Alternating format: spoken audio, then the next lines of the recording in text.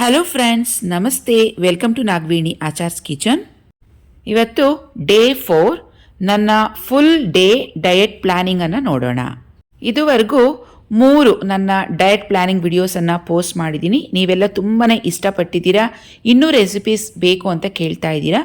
So ನಿಮಗೋಸ್ಕರ upcoming ಡೇಸಲ್ಲಿ ಅದು ಕೂಡ ಪೋಸ್ಟ್ ಮಾಡ್ತೀನಿ. ಎಂದಿನಂತೆ ಇವತ್ತು ಕೂಡ ನನ್ನ ದಿನಚರಿ ಶುರುವಾಗೋದು 2 ಗ್ಲಾಸ್ ನೀರಿಂದ. 30 to 40 ಮಿನಿಟ್ಸ್ ನನ್ನ ಡೈಲಿ ಎಕ್ಸಸೈಸ್ ರೂಟೀನ್ ಸ್ಟಾರ್ಟ್ ಆಗುತ್ತೆ. ಇದುವರೆಗೂ ಸುಮಾರು ಡಿಟಾಕ್ಸ್ ಟೀಗಳನ್ನು ಹೇಳ್ಕೊಟ್ಟಿದ್ದೀನಿ. ಇವತ್ತು ಕೂಡ ಒಂದು ಹೊಸ ಥರ ಡಿಟಾಕ್ಸ್ ಟೀಯನ್ನು ಮಾಡೋದನ್ನ ಹೇಳ್ಕೊಡ್ತೀನಿ. 1 ಇಂಚಷ್ಟು ಶುಂಠಿ ತೊಗೊಂಡಿದ್ದೀನಿ. ಸಿಪ್ಪೆ ಎಲ್ಲ ತೆಗೆದು ಕ್ಲೀನಾಗಿ ವಾಶ್ ಮಾಡಿರಬೇಕು. ಇದನ್ನು ಸ್ವಲ್ಪ ಗ್ರೇಟ್ ಮಾಡ್ಕೊಂಬಿಡೋಣ. ಆದಷ್ಟು ಫ್ರೆಶ್ ಆಗಿರುವಂಥ ಹಸಿ ಶುಂಠಿ ತಗೊಳ್ಳಿ.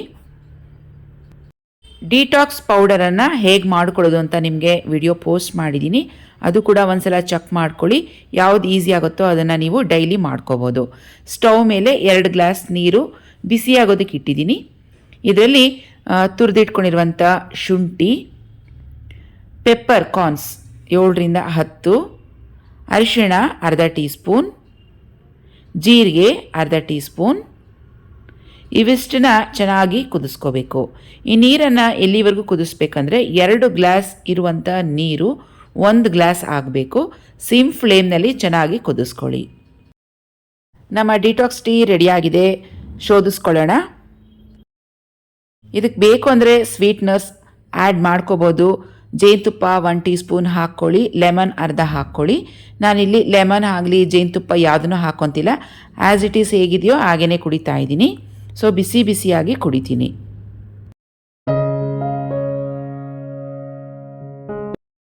ಬ್ರೇಕ್ಫಾಸ್ಟ್ಗೆ ಒಂದು ಸೂಪರ್ ಆಗಿರುವಂಥ ಸ್ಮೂದಿ ಮಾಡ್ಕೊಳ್ಳೋಣ. Oats papaya smoothie. ಅರ್ಧ ಕಪ್ಪಷ್ಟು ರೋಲ್ಡ್ ಓಟ್ಸನ್ನು ರಾತ್ರಿನೇ ನೀರಲ್ಲಿ ನೆನೆಸಿ ಇಟ್ಟಿದ್ದೀನಿ. ಆ ನೀರೆಲ್ಲ ತೆಗೆದು ಸ್ಟ್ರೇನ್ ಮಾಡಿ ಇಟ್ಕೊಂಡಿದ್ದೀನಿ. ಮೊಸರು ಒಂದು ಅರ್ಧ ಕಪ್, ಪಪಾಯ ಒಂದು 2 ಪೀಸಷ್ಟು ತೊಗೊಂಡಿದ್ದೀನಿ. ಹಣ್ಣಾಗಿರಬೇಕು. ಹಾಗೆ ಚುಕ್ಕೆ ಬಾಳೆಹಣ್ಣು ಅರ್ಧ, 2 ಖರ್ಜೂರ, ಹಾಗೆಯೇ 4 ಬಾದಾಮಿ ನೀರಲ್ಲಿ ನೆನೆಸಿ ಸಿಪ್ಪೆಲ್ಲ ತೆಗೆದು ಇಟ್ಟಿದ್ದೀನಿ. ನಾನು ಯಾವ ಡೇಟ್ಸನ್ನು ಬಳಸ್ತೀನಿ ಅಂತ ಕಮೆಂಟ್ ಸೆಕ್ಷನಲ್ಲಿ ಕೇಳಿದ್ರಿ. ನಾನು ಲಯನ್ ಡೆಲಿಕೇಸಿ ಡೇಟ್ಸನ್ನು ತಂದಿದ್ದೀನಿ. ಲಯನ್ ಡೇಟ್ಸಲ್ಲಿ ಸುಮಾರು ವೆರೈಟಿಗಳಿದೆ. ಅದರಲ್ಲಿ ಲಯನ್ ಡೆಲಿಕೇಸಿ ಡೇಟ್ಸ್ ನೋಡಿ, ಹೆಸರನ್ನು ಗ್ಯಾಪ್ನ ಇಟ್ಕೊಳ್ಳಿ. ತೊಗೊಳ್ಬೇಕು ಅನ್ನೋರು ತೊಗೊಳ್ಳಿ. ಎಲ್ಲ ಡಿಪಾರ್ಟ್ಮೆಂಟಲ್ ಸ್ಟೋರ್ಸ್ನಲ್ಲಿ ಸಿಗುತ್ತೆ.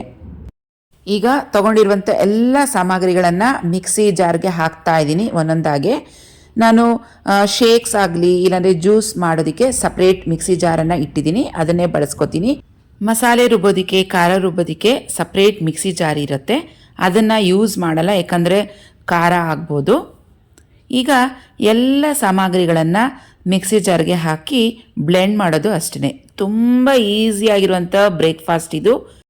ಕಾಲೇಜ್ಗೆ ಹೋಗುವಂಥ ಮಕ್ಕಳು, PG ಹಾಸ್ಟೆಲ್ಸ್ನಲ್ಲಿರುವಂಥವ್ರು, ವರ್ಕಿಂಗ್ ವುಮೆನ್ಸ್ ಎಲ್ಲರಿಗೂ ಈಸಿಯಾಗಿರುವಂಥ ಬ್ರೇಕ್ಫಾಸ್ಟ್ ಇದು. ಓಟ್ಸ್ ಎಲ್ಲ ಹಾಕಿರೋದ್ರಿಂದ ನಮಗೆ ಹೊಟ್ಟೆ ಫುಲ್ಲಾಗಿರುತ್ತೆ, ಅಷ್ಟು ಬೇಗ ಆಗೋದಿಲ್ಲ.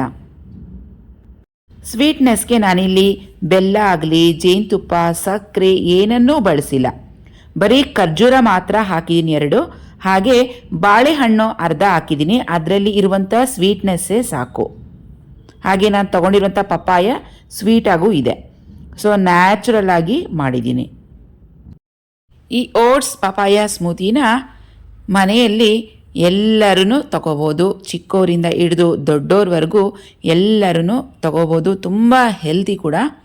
ನಾನು ಇದನ್ನು ನನ್ನ ಮಗ ಪ್ರೀತಮ್ಗೋಸ್ಕರ ಮಾಡಿದ್ದೀನಿ. ಅವನು ಸ್ಕೂಲ್ಗೆ ಹೋಗುವಾಗ 1 ಗ್ಲಾಸ್ ಸ್ಮೂತಿಯನ್ನು ಕುಡಿದು ಹೋಗ್ತಾನೆ. ನನ್ನ ಬ್ರೇಕ್ಫಾಸ್ಟ್ ಟೈಮಿಂಗ್ಸ್ ಇನ್ನೂ ಸ್ವಲ್ಪ ಲೇಟ್ ಆಗುತ್ತೆ. ಮಕ್ಕಳನ್ನೆಲ್ಲ ಸ್ಕೂಲಿಗೆ ಕಳಿಸ್ಬಿಟ್ಟು ಆಮೇಲೆ ನಾನು ಬ್ರೇಕ್ಫಾಸ್ಟನ್ನು ಮಾಡ್ತೀನಿ. ಸೊ ಇವತ್ತಿನ ನನ್ನ ಬ್ರೇಕ್ಫಾಸ್ಟ್ಗೆ ಓಟ್ಸ್ ಪಪಾಯ ಸ್ಮೂತಿಯನ್ನು ಮಾಡ್ಕೊಂಡಿದ್ದೀನಿ. ಮತ್ತೆ ಇದನ್ನು ಇನ್ನೊಂದು ಗ್ಲಾಸ್ ಮಾಡಿಕೊಂಡೆ ನನಗೋಸ್ಕರ.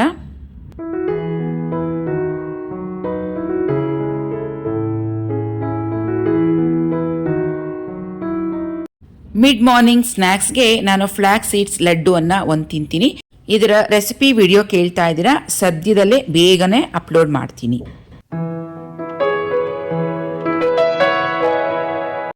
ಇವತ್ತಿನ ನನ್ನ ಲಂಚ್ಗೆ ರಾಗಿ ಮುದ್ದೆ, ಬೆಂಡೆಕಾಯಿ ಬೇಳೆ ಹಾಕಿದ ಹುಳಿ, ಪನ್ನೀರ್ ತವಾ ಫ್ರೈ ಮತ್ತು ಸ್ವಲ್ಪ ಸಲಾಡನ್ನು ಇಟ್ಕೊಂಡಿದ್ದೀನಿ.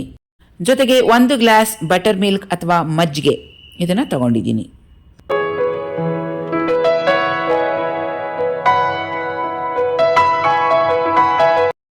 ಸಂಜೆ 5-5:30 ಹಂಗೆ ಸ್ನ್ಯಾಕ್ಸ್ಗೆ ನನಗೆ ಹಶ್ವಾದರೆ ಎನಿ ಸೀಸ್ನಲ್ ಫ್ರೂಟ್ ಒಂದು ತಿಂತೀನಿ. ಕೆಲವು ಸಲ ಫ್ರೂಟ್ಸನ್ನು ಜ್ಯೂಸ್ ಮಾಡಿಕೊಂಡು ಕುಡಿತೀನಿ.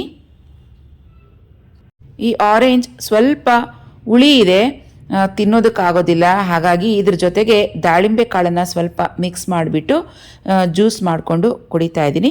ಆ ದಾಳಿಂಬೆ ಕಾಳಿನ ಸ್ವೀಟ್ನೆಸ್ ಸ್ವಲ್ಪ ಜೊತೆಗೆ ಮಿಕ್ಸ್ ಆಗುತ್ತೆ ಅಂತೇಳಿ.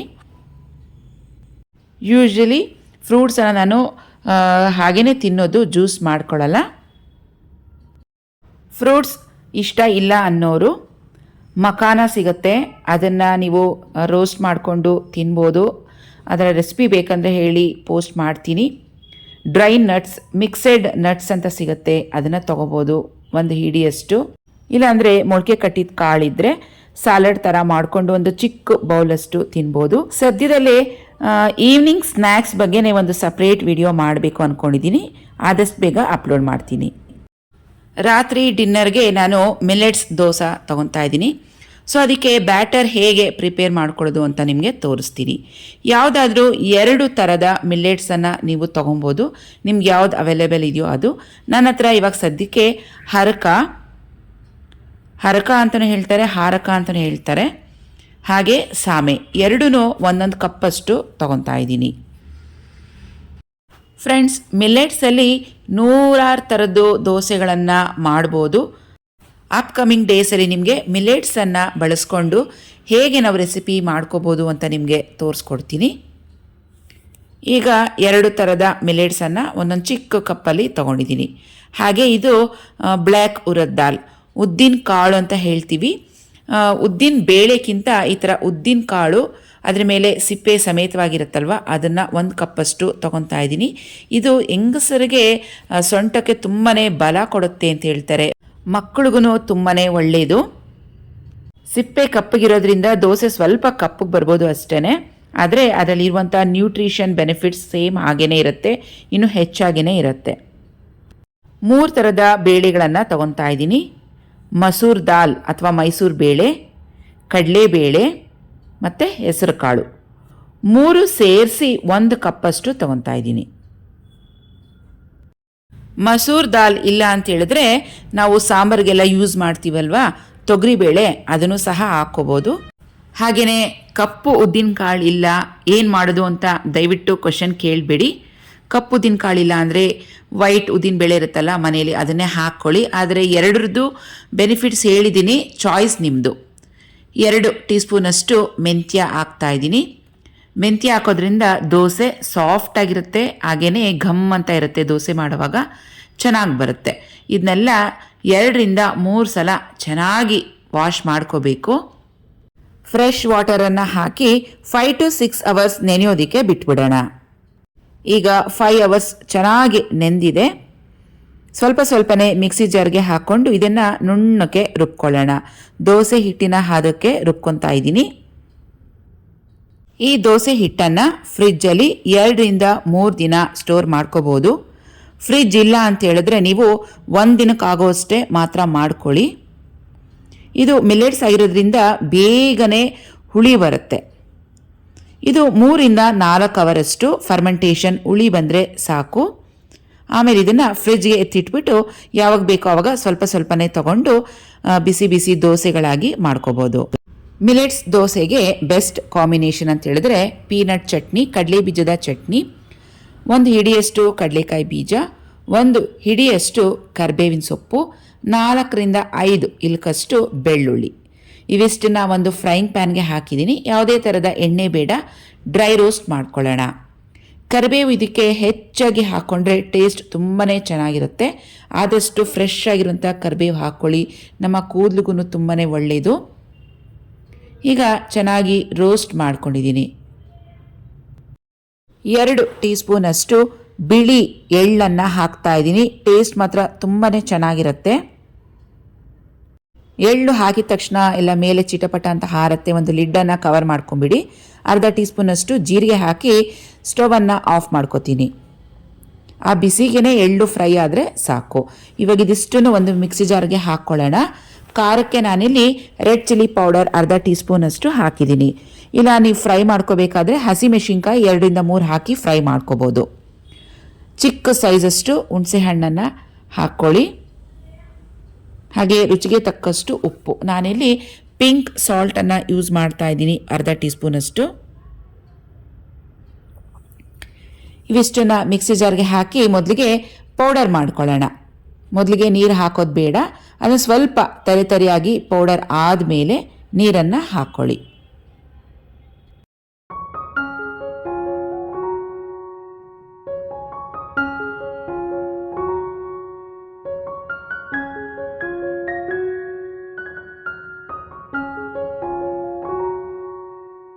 ಎಳ್ಳು ಹಾಕಿರೋದ್ರಿಂದ ಚಟ್ನಿ ಟೇಸ್ಟ್ ತುಂಬಾ ಚೆನ್ನಾಗಿ ಬರುತ್ತೆ. ಒಂದ್ಸಲ ಹೀಗೆ ಟ್ರೈ ಮಾಡಿ ನೋಡಿ. ಕಡಲೆಕಾಯಿ ಬೀಜದ ಚಟ್ನಿ ರೆಡಿಯಾಗಿದೆ. ಈಗ ದೋಸೆ ಹಿಟ್ಟು ರುಬ್ಬಿಟ್ಟು 4 ಅವರ್ ಆಗಿದೆ. ಚೆನ್ನಾಗಿ ಫರ್ಮೆಂಟೇಷನ್ ಆಗಿದೆ ನೋಡಿ. ಈಗ ಎಷ್ಟು ಬೇಕೋ ಅಷ್ಟು ಒಂದು ಬಟ್ಲಿಗೆ ಹಾಕ್ಕೊಂಡು ಸಾಲ್ಟ್ ಮಿಕ್ಸ್ ಮಾಡಿಕೊಂಡು ನೀವು ದೋಸೆ ಮಾಡ್ಕೋಬೋದು. ಇಲ್ಲಿ ನಾನು ಸ್ವಲ್ಪನೇ ರುಬ್ಬಿರೋದ್ರಿಂದ ನಮ್ಮ ಮನೇಲಿ ಈಗ ಎಲ್ಲರೂ ತಿಂತಾರೆ. ಆದ್ದರಿಂದ ಎಲ್ಲ ಹಿಟ್ಟಿಗೂ ನಾನು ಸಾಲ್ಟನ್ನು ಮಿಕ್ಸ್ ಮಾಡ್ಕೊತಾ ಇದ್ದೀನಿ. ನೀರು ಅವಶ್ಯಕತೆ ಇದ್ದರೆ ಸ್ವಲ್ಪ ಹಾಕ್ಕೊಂಡು ತೆಳು ಮಾಡ್ಕೋಬೋದು. ಈ ಮಿಲೆಟ್ಸ್ ದೋಸೆ ತುಂಬ ಕ್ರಿಸ್ಪಿಯಾಗಿ ತುಂಬ ಚೆನ್ನಾಗಿ ಬರುತ್ತೆ. ಟೇಸ್ಟ್ ಕೂಡ ಚೆನ್ನಾಗೇ ಇರುತ್ತೆ. ಇದರಲ್ಲಿ ಬೇಳೆ ಕಾಳುಗಳು ಎಲ್ಲ ಹಾಕಿರೋದ್ರಿಂದ ಪ್ರೋಟೀನ್ ರಿಚ್ ದೋಸೆ ಅಂತ ಹೇಳ್ಬೋದು. ತುಂಬ ಹೆಲ್ತಿ ದೋಸೆ ಇದು. ನಮ್ಮ ಮನೆಯಲ್ಲಿ ಎಲ್ಲರಿಗೂ ಈ ದೋಸೆ ತುಂಬಾ ಇಷ್ಟ. ಲಂಚ್ ಬಾಕ್ಸ್ಗೂ ಈ ರೀತಿಯಾಗಿ ನಾವು ಮಾಡಿಕೊಡ್ಬೋದು. ಸ್ಟವ್ ಮೇಲೆ ಪ್ಯಾನ್ ಬಿಸಿಯಾಗೋದಕ್ಕೆ ಇಟ್ಟಿದ್ದೀನಿ. ಇದಕ್ಕೆ 1 ಸೌಟಷ್ಟು ಹಿಟ್ಟನ್ನು ಹಾಕಿ ದೋಸೆ ಮಾಡ್ಕೊಳ್ಳಿ. ತೆಳು ಬೇಕಂದರೆ ತೆಳುವಾಗೂ ಮಾಡ್ಕೊಳ್ಳಿ, ಸ್ವಲ್ಪ ದಪ್ಪ ಬೇಕಂದರೆ ದಪ್ಪನೂ ಮಾಡ್ಕೊಳ್ಳಿ. ಸ್ವಲ್ಪ ದಪ್ಪ ಹಾಕಿದ್ರೆ ಸಾಫ್ಟಾಗಿ ಬರುತ್ತೆ. ನನಗೆ ಕ್ರಿಸ್ಪಿಯಾಗಿ ಬೇಕು, ಆದ್ದರಿಂದ ತೆಳುವಾಗಿ ಮಾಡ್ಕೊತಾ ಇದ್ದೀನಿ. ಇದಕ್ಕೆ ಎಣ್ಣೆ ಬೇಕು ಅಂದರೆ 1/4 ಟೀ ಸ್ಪೂನಷ್ಟು ಹಾಕ್ಕೊಳ್ಳಿ, ಹೆಚ್ಚಿಗೆ ಬೇಡ. ನಾನಿಲ್ಲಿ ನಾನ್ ಸ್ಟಿಕ್ ಪ್ಯಾನ್ ಯೂಸ್ ಮಾಡ್ತಾ ಇದ್ದೀನಿ. ಎಣ್ಣೆ ಹೆಚ್ಚಿಗೆ ಬೇಕಾಗಿಲ್ಲ. ಕಬ್ಬಿಣದ ತವಾದಲ್ಲೆಲ್ಲ ಮಾಡಿದ್ರೆ ಎಣ್ಣೆ ಜಾಸ್ತಿ ಬೇಕಾಗುತ್ತೆ. ಒಂದು ಲಿಡ್ಡನ್ನು ಕವರ್ ಮಾಡಿಟ್ಟು ಸಿಮ್ ಫ್ಲೇಮ್ನಲ್ಲಿ ಇದನ್ನು ರೋಸ್ಟ್ ಮಾಡ್ಕೋತೀನಿ. ನೋಡಿ, ನಮ್ಮ ಕ್ರಿಸ್ಪಿ ಗರಿ ಮಿಲ್ಲೆಟ್ಸ್ ದೋಸೆ ರೆಡಿಯಾಗಿದೆ. ತವಾಗೆ ಸ್ವಲ್ಪನೂ ಅಂಟ್ಕೊತಿಲ್ಲ, ತುಂಬಾ ಚೆನ್ನಾಗಿ ಬಂದಿದೆ. ದೋಸೆ ಎರಡೂ ಕಡೆ ಬೇಯಿಸ್ಕೊತಾ ಇದ್ದೀನಿ. ಮಿಲ್ಲೆಟ್ಸ್ ದೋಸೆ ಹೇಗೆ ಮಾಡೋದು ನೋಡ್ಕೊಂಡಲ್ವಾ? ಸೊ ಇದು ಇವತ್ತು ನನ್ನ ಡಿನ್ನರ್.